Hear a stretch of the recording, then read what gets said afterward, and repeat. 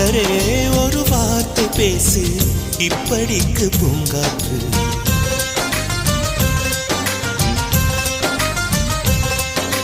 மலரே ஒரு வார்த்தை பேசு, இப்படிக்கு பூங்காற்று.